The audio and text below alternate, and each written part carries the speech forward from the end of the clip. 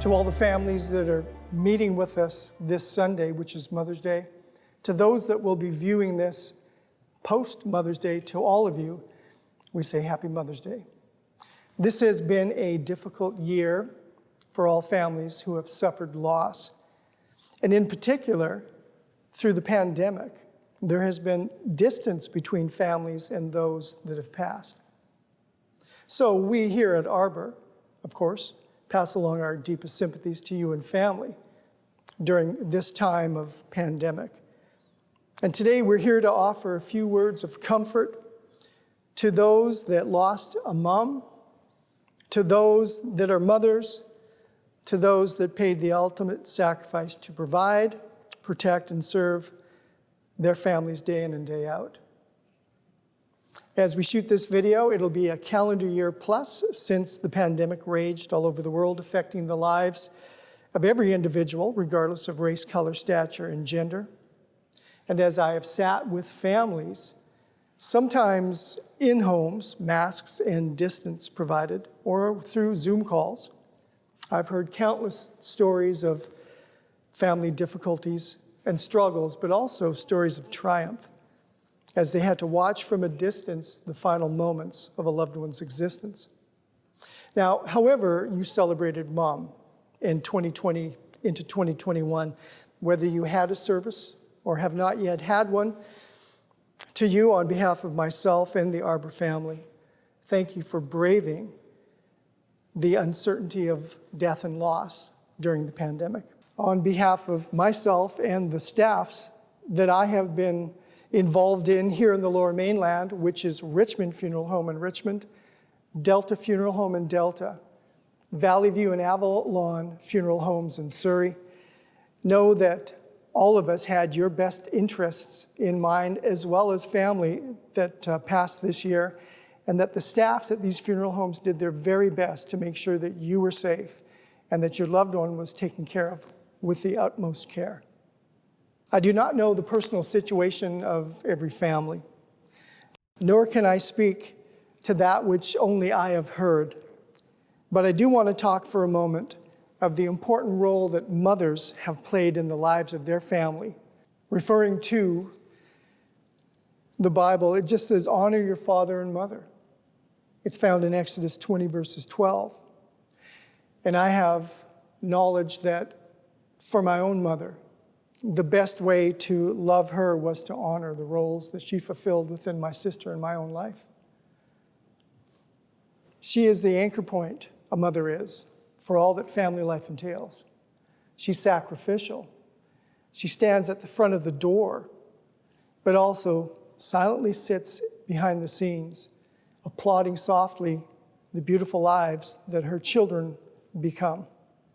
And I think from the earliest time of pregnancy, although I cannot speak specifically to it, a woman begins to exchange her single life for that which will now encompass the lives of many.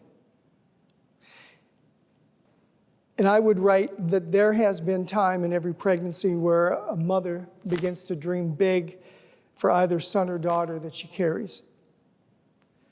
She begins to forecast her love forward, sometimes 2-3 decades in the future, and understands that someday there might be the prospect of holding grandbabies in her arms.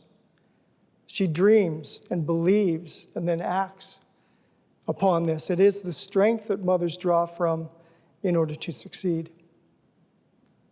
She is, of course, the foundation for the family. She is the glue that holds the family together.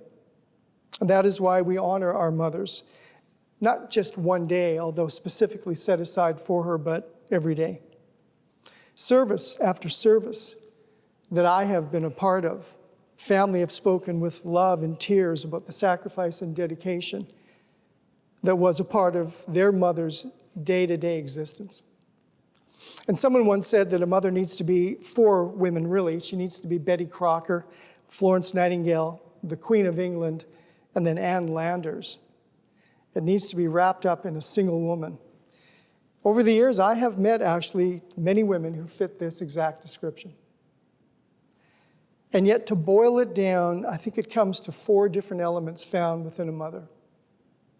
First and foremost, a mother must be a sacrificial servant. In my own experience, my mother would put out cornflakes, milk, a spoon, a bowl, would pack us peanut butter and jam and an apple for school, and then would make a supper for both my sister, myself, and my father. In 10 years, if you do the math, it equals 10,952 to 54 meals, depending on the leap year. And yes, turkey dinner was stretched for a couple of days, so you could maybe pull that back a pinch, but what I'm getting at is it's almost 11,000 acts of service. That's just meal planning. A mother does so much more than that. And I think it defines itself not just within Caucasian culture, but any culture of race, color, or creed. Mothers are the glue that holds family together. So she must be a sacrificial servant. Someone said the natural state of motherhood is unselfishness. I know that to be true in my own life and the lives of those families that I've represented, not just this calendar year, but for 20 years. Secondly, a mother is an anchor point for all the activity of life. Soccer mom, driving to and from, kids, hers and others under her care. She's the one that you go to when your heart's broken. The one that you say things that will never be said by her or anyone else. She is your secret spot. And someone wrote, there is nothing as sincere as a mother's kiss. It can heal a broken heart.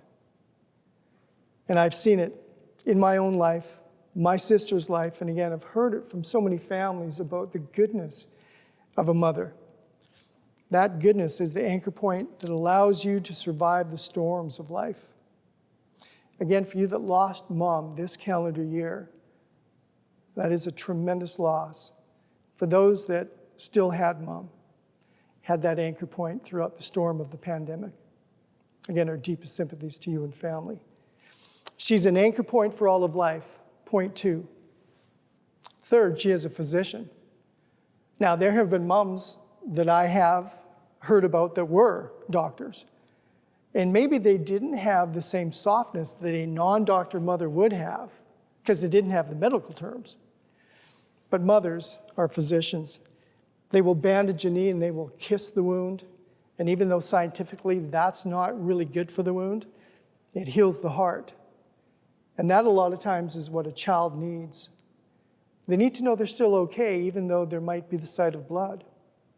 So mother has this beautiful way of running to and fro the very outside borders of a child's existence, taking care of them, checking forehead for fever, giving the right medicine, when sometimes the prescription is an ice cream. A mother is a physician. Again, someone wrote, a mother's kiss does nothing for the wound, but everything for the soul. Fourth and last, she is a psychiatrist.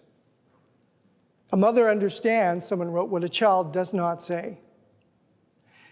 And my mother knew things that would happen before they did.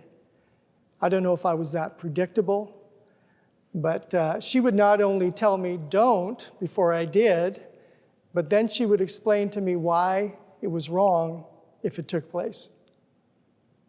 They're psychiatrists. They walk us through the problems of life. Some of the best advice they give us, we do not listen to. When our mothers would sit us down, maybe at the dinner table, and they would say, understand, this too shall pass. We did not believe it. When our mothers would sit us down and in the gentleness of a late evening talk, mention to us that these things that we focus on do not matter in the large scope and focus of life. We did not listen. But they were still right. And it didn't cost us anything. We didn't lie down on a couch. We had our elbows on the kitchen table, and for that moment, it was okay. And our mothers would walk us through the toughest points of life. To your mother, to mothers, to prospective mothers, always be the psychiatrist the gentle psychiatrist that your children need. For a mother is a psychiatrist. One of the greatest things I saw in the 20 years of officiating was a family that had 7 generations represented in one photo. The great-great-great-grandmother was 107. And she was sitting in the very middle of that photo with a 3-week-old great-great-great-great-granddaughter. I asked questions concerning the photo, trying to do math in my head as to how that was possible. And it seemed that within that family history, pregnancies took place between the ages of 18 and about 21. So it is doable, and I did witness it. The talk around that table as we visited, and I heard stories of the great-grandmother, so 2 of the matriarchs had already passed, this was the 3rd in line. They talked about how much joy was brought in the relationship from the youngest to the eldest within that family, how much wisdom was passed generation to generation to generation, and how much hope there was for this youngest among them. At the time, I believe she would have been 6. So that was 6 years from the time I met with the family. The Irish would call those women blessed, for they have been able to see their children's children. And even though that is not the case for all families, sometimes you lose mom very young. Know that the blessing of having a mother allows you to grow as an individual. If you can believe that mom is a sacrificial servant, if you can believe that she is the anchor point for all of life, if you understand that she is truly a physician of the heart and soul, and if you can have an understanding of her psychiatry walking you through the problems of life, you've been blessed. And so we say, may God bless everyone who suffered loss this year. May God's peace and comfort be upon you. May your God bless you and your mother on the other side as she's made her way from this life to the next. And to all of you, may 2021 be a year of blessing. And for allowing us a chance to enter into your lives through this video and your loss, thank you for the privilege which is ours, the Arbor family, for being with you.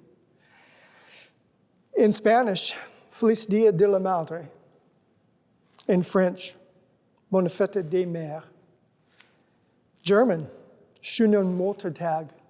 And in Mandarin, Mun Qin Jie Kuai Le. To everyone out there, happy Mother's Day.